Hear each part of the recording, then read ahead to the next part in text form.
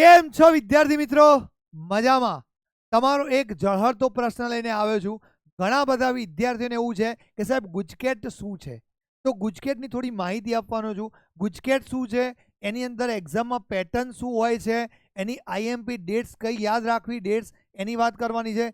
Eligibility એટલે કોણ આપી શકે છે, અને કટ ઓફ એટલે કે મેરિટની વાત કરીશું. એ બધી જ વાત હું તમારી સમક્ષ કરવા રજૂ થયો છું. તો શરૂઆત કરું છું. ગુજકેટ શું છે? સૌથી પહેલા દરેક વિદ્યાર્થીને ગુજકેટ શું છે એનો પ્રશ્ન હોય છે. તો ગુજકેટની પરીક્ષા જે છે એ ધોરણ 12ની પરીક્ષા પછી લેવામાં આવતી પરીક્ષા છે, અને આ જે એમસીક્યુ બેઝ પરીક્ષા છે. તો ધોરણ 12ની એક્ઝામ પછી તમે આ એક્ઝામ આપી શકો 12 સાયન્સ પછી. અને એ ગ્રુપ એટલે કે મેથ્સ ગ્રુપના વિદ્યાર્થી પણ આપી શકે, અને બાયોલોજી ગ્રુપના વિદ્યાર્થી પણ આપી શકે છે આ પરીક્ષા. તો અહીંયા આગળ હું ડિટેલમાં વાત કરી દઉં તમને. તો ગુજકેટ શું છે, એક્ઝામ પર્ટિક્યુલર્સ અને એક્ઝામ ડિટેલ્સ. ચલો, તો સૌથી પહેલા એક્ઝામનું નામ શું છે? ગુજકેટનું ફૂલ નેમ શું છે? Gujarat common entrance test. Gujarat common entrance test. Clear? ગુજકેટનું આ ફૂલ ફોર્મ છે. ત્યારબાદ આ ગુજકેટની જે પરીક્ષા છે એ ગુજકેટની પરીક્ષા કોણ કન્ડક્ટ કરશે, એટલે કોણ લે છે? તો ગુજકેટની પરીક્ષા Gujarat secondary and higher secondary board. Gujarat secondary and higher secondary board, આ બોર્ડ તમારી ગુજકેટની પરીક્ષા લે છે. જે ગુજરાત બોર્ડની પરીક્ષા એટલે કે જે બોર્ડની પરીક્ષા લે છે એ જ બોર્ડ તમારી ગુજકેટની પણ પરીક્ષા લે છે. ત્યારબાદ એક્ઝામનું લેવલની વાત કરું તો એક્ઝામનું લેવલ શું હોય છે કે અંડર ગ્રેજ્યુએટ એક્ઝામ, કાં તો પછી સ્ટેટ લેવલની એક્ઝામ છે. એટલે કે ગુજરાતની અંદર તમારે જો એડમિશન લેવું હોય એન્જિનિયરિંગ કે ફાર્મસી કોલેજમાં, તો તમારે આ ગુજકેટની પરીક્ષા આપવી ખૂબ જ જરૂરી છે. ધોરણ 12ની પરીક્ષા આપ્યા પછી ગુજકેટની પરીક્ષા આપવી જ પડશે. ઓકે, તો તમને એન્જિનિયરિંગ કાં તો ફાર્મસીમાં એડમિશન મળી શકે ગુજરાતની કોલેજોની અંદર. સ્ટેટ લેવલની એક્ઝામ તેમજ અંડર ગ્રેજ્યુએટ એટલે ગ્રેજ્યુએટ પહેલાં એટલે 12 પછી, ધોરણ 12 પછીના વિદ્યાર્થીઓ માટે આ એક્ઝામ છે. એક્ઝામ ફ્રીક્વન્સી, એક્ઝામ કેટલી વખત લેવામાં આવે છે? તો વર્ષની અંદર એક જ વખત. વર્ષની અંદર એક જ વખત લેવામાં આવે છે. ક્યારે લેવામાં આવે છે પછી વાત કરું છું. ચલો, મોડ ઓફ એક્ઝામ. તો એક્ઝામનું મોડ એટલે કે એક્ઝામ ઓનલાઈન છે કે ઓફલાઈન? તો અહીંયા આગળ online, sorry offline, not online, offline exam છે. પેન પેપર બેઝડ એક્ઝામ છે. એટલે કે પેન અને પેપર હશે, એટલે પેન લઈ જવાનું અને પેપર તમને ત્યાંથી મળશે. એટલે કે પેન પેપર બેઝડ એટલે ગુજરાત બોર્ડની જે એમસીક્યુની પદ્ધતિ હતી એ જ પ્રમાણેનું આ અહીંયા હશે. ક્લિયર? ચલો, એના પછી courses offered through entrance exam. Okay, entrance exam through કયા કયા કોર્સિસ મળે છે? તો બીઈ બીટેક એટલે કે એન્જિનિયરિંગ કોલેજમાં એડમિશન એન્જિનિયરિંગમાં લેવું હોય, કાં તો ફાર્મસીમાં લેવું હોય, બી ફાર્મ કરવું હોય, ફાર્મસીમાં એડમિશન લેવું હોય, તો આ ગુજકેટની એક્ઝામ આપવી ખૂબ જ જરૂરી બની રહે છે. ઓકે, તો અહીંયા મેં ગુજકેટની વાત કરી છે. એના પછી એક્ઝામ પેટર્નની વાત કરીએ. ઘણા બધા વિદ્યાર્થીઓને આ પ્રશ્ન પણ હોય છે, ખૂબ જ ઝળહળતો પ્રશ્ન કે ભાઈ એક્ઝામમાં પેટર્ન શું હોય છે.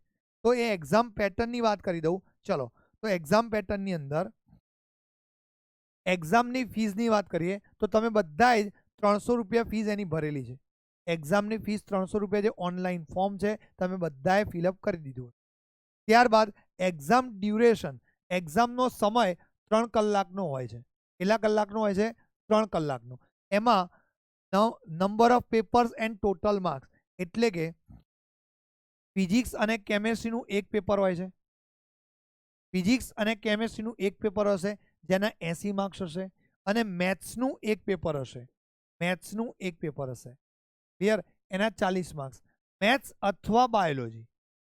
ક્લિયર? મેથ્સ અથવા બાયોલોજી. ક્લિયર? બાયોલોજીવાળા બી ગ્રુપવાળા વિદ્યાર્થીઓને બાયોલોજીનું પેપર હશે. મેથ્સ ગ્રુપવાળા એ ગ્રુપવાળા વિદ્યાર્થીઓને મેથેમેટિક્સનું પેપર હશે. અને બંનેના બાયોલોજીના પણ 40 ગુણ હોય છે અને મેથ્સના પણ 40 ગુણ હોય છે. કેમેસ્ટ્રીના પણ 40 અને ફિઝિક્સના પણ 40, એમ દરેકના 40 ગુણ હોય છે. એમ કુલ થઈને જોઈ લે, total questions each 40 questions each physics, chemistry and mathematics. દરેકમાં 40 પ્રશ્નો હોય, અને કુલ માર્ક્સ જે ગણીએ તો ટોટલ માર્ક્સ એના થશે કેટલા? 120. ટોટલ માર્ક્સ પણ એના 120 થશે. ક્લિયર? ઓકે, માર્કિંગ સ્કીમની વાત કરું તો જો તમારે એક પ્રશ્ન સાચો પડે છે, જો તમારે આ પરીક્ષામાં એક પ્રશ્ન કરેક્ટ થયો, ઇચ કરેક્શન, તો તમને 1 માર્ક્સ મળશે. એક પ્રશ્ન તમે અટેન્ડ કર્યો એ સાચો પડ્યો તો તમારો 1 માર્ક્સ પાકો. પણ જો તમે અટેન્ડ કર્યો પ્રશ્ન અને ખોટો પડ્યો, તમારું નસીબ ખરાબ છે અને ખોટો પડી ગયો, તો એના માર્ક્સ કેટલા છે? -0.25. એટલે તમે એક અટેન્ડ કર્યો એ સાચો પડ્યો તો 1 માર્ક્સ, પણ જો અટેન્ડ કર્યો અને ખોટો પડે છે તો એનો 1 માર્ક્સ હશે અને બીજા 0.25 માર્ક્સ હશે, એટલે કે -1.25 માર્ક્સ જાય. હા, જો તમે કોઈ અટેન્ડ જ નથી કર્યો, 5માંથી 4 જ અટેન્ડ કરો છો અને 4એ 4 સાચા પડે તો 4 માર્ક્સ આવે, પેલાનો 1 જ માર્ક્સ જાય, બરોબર. પણ 5માંથી તમે 5એ 5 અટેન્ડ કર્યા અને 4 સાચા અને 1 ખોટો પડે તો 4ના 4 માર્ક્સ મળે, પેલાનો 1 માર્ક્સ અને બીજા 0.25 કપાય, એટલે કે 3.75 તમારા થાય. રિઝલ્ટ આ રીતે તૈયાર થાય. ક્લિયર? ચલો, એના પછી લેંગ્વેજ મીડિયમ ઓફ એક્ઝામ. આ જે એક્ઝામ છે એની લેંગ્વેજ કઈ કઈ હશે? તો ઇંગ્લિશમાં પણ આપી શકાય છે, હિન્દીમાં પણ આપી શકાય અને ગુજરાતીમાં પણ આપી શકાય. એટલે ગુજરાતી મીડિયમ માટે પણ છે, હિન્દી મીડિયમ અને ઇંગ્લિશ મીડિયમ ત્રણેય મીડિયમમાં એક્ઝામ લેવામાં આવે છે. ચલો, કોલેજ એક્સેપ્ટિંગ એક્ઝામ સ્કોર. આ જે એક્ઝામનો સ્કોર આવે એના ઉપરથી કઈ કઈ કોલેજો એડમિશન તમને આપશે એની વાત કરી દઉં તો all engineering and pharmacy college in Gujarat. ગુજરાતની બધી જ એન્જિનિયરિંગ કોલેજ તેમજ ફાર્મસી કોલેજ બધામાં એડમિશન મળે છે. સેલ્ફ ફાઇનાન્સ હોય તે ગવર્મેન્ટ હોય એ બધામાં આ એક્ઝામ થ્રુ તમને એડમિશન મળે છે. હા, ધોરણ 12 અને ગુજકેટ બંનેનું કોમ્બિનેશન થાય છે. ક્લિયર? એની પણ વાત કરું છું ક્યાં આગળ શું હશે. ઓકે, ચલો, એના પછી આઈએમપી ડેટ્સ. તમારે કઈ કઈ ડેટ્સ યાદ રાખવાની છે કે ગુજકેટ માટે ખૂબ જ અગત્યની છે એની વાત કરી દઉં તો સૌથી પહેલાં release of Gujarat application form. તો આ ફોર્મ તો તમારું ફિલઅપ થઈ ગયું છે. ક્લિયર? તો આ તો જતી રહી ડેટ તમારી. રિલીઝ એપ્લિકેશન ફોર્મ રિલીઝ થઈ ગયું, ફોર્મ ભરાઈ પણ ગયું છે. Last date of submit the GUJCET application form, આ પણ પતી ગયું. ત્યારબાદ ગુજકેટ 2023 એડમિટ કાર્ડ અવેબિલિટી. તો ગુજકેટનું જે એડમિટ કાર્ડ જે છે એ માર્ચના last week of March. Clear? Last week of માર્ચમાં મળશે. હજી તમારું એડમિટ કાર્ડ આવ્યો નથી તો લાસ્ટ વીક 2023નું ગુજકેટનું જે એડમિટ કાર્ડ આવશે એ માર્ચના લાસ્ટ વીકમાં તમને મળશે. ઓકે, ચલો, એના પછી એક્ઝામ ડેટ. એક્ઝામની ડેટ તો તમને બધાને ખબર જ છે, કઈ છે? 03 એપ્રિલ 2023. 3 એપ્રિલ 2023. ક્લિયર?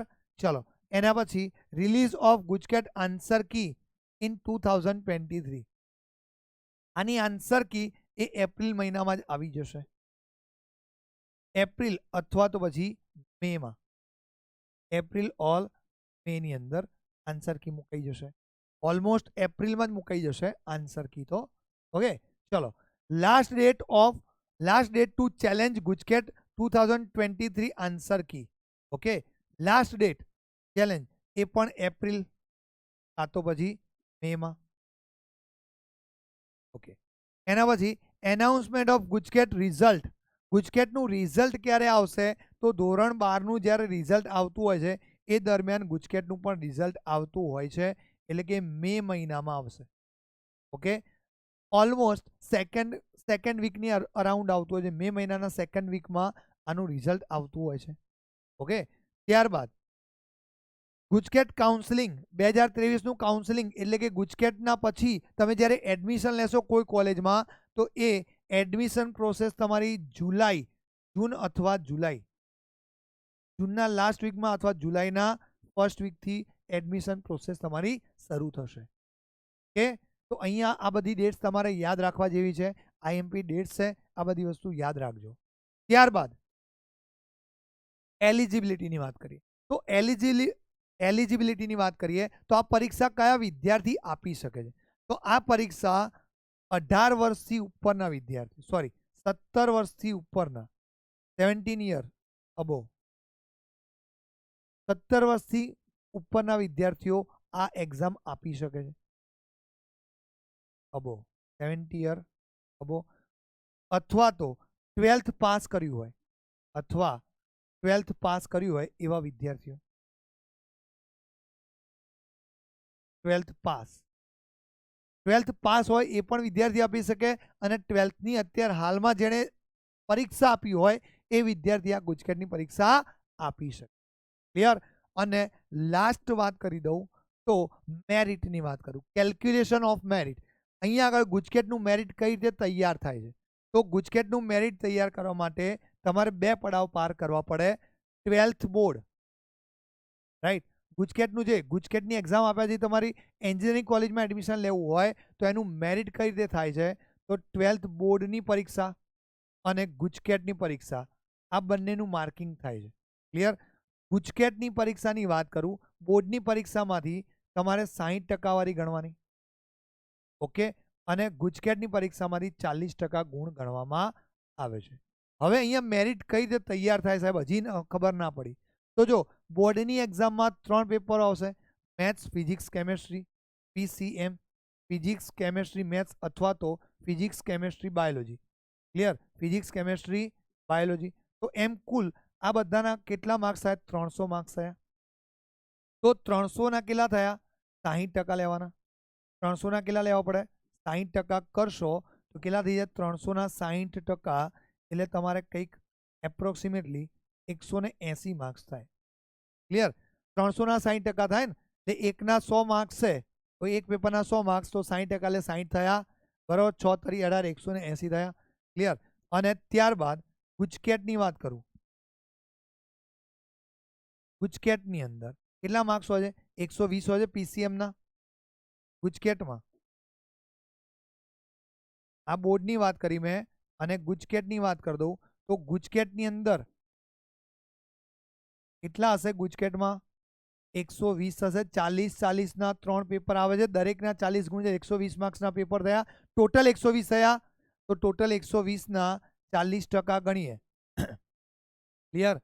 તો 120ના 40 ગણાવો તો 120 ગુણ્યા 40 ભાગ્યા 100 કરી દો, 12 ચોક 48, એટલે 48 માર્ક્સ થયા. કેટલા માર્ક્સ થયા આના? 48 માર્ક્સ સોરી 48 માર્ક્સ થયા. તો ટોટલ કેટલું થયું આનું? આનું ટોટલ કેટલું થાય? 8, 8 ને 4 12નો બગડો, વધી પડી 228 થાય. ક્લિયર? એટલે તમારું જે મેરિટ તૈયાર થશે એ 228 માર્ક્સનું હશે. એટલે 228માંથી તમારે આવશે, અને એ પછી તમે એન્જિનિયરિંગની જે બુકલેટ આવે છે, એન્જિનિયરિંગમાં એડમિશન લેવા જશો ત્યાં તમારા માર્ક્સ ગણાશે, અને પછી તમારું મેરિટ બનશે. મેરિટ નંબર કયો આવે છે એના આધારે તમને એડમિશન મળશે. તમારે કોલેજ પછીથી ચોઈસ કરવાની રહેશે. ઓકે, તો આ તમારું મેરિટ તૈયાર કરશે 228 માર્ક્સ. આ રીતે મેરિટ તૈયાર થશે. 60% બોર્ડના અને 40% ગુજકેટના. ક્લિયર? તો આ રીતે તમારું મેરિટ તૈયાર થશે. તો અહીંયા આગળ મને આશા છે કે તમે બધાએ આ માહિતી શાંતિથી સાંભળી હશે અને નોટ ડાઉન પણ કરી હશે. ઓકે, તો આ ગુજકેટની ઇમ્પોર્ટન્ટ માહિતી છે, તમારી માટે ખૂબ જ અગત્યની છે. તો આ ધ્યાનથી યાદ રાખજો અને આને અમલમાં મૂકજો. Bye bye.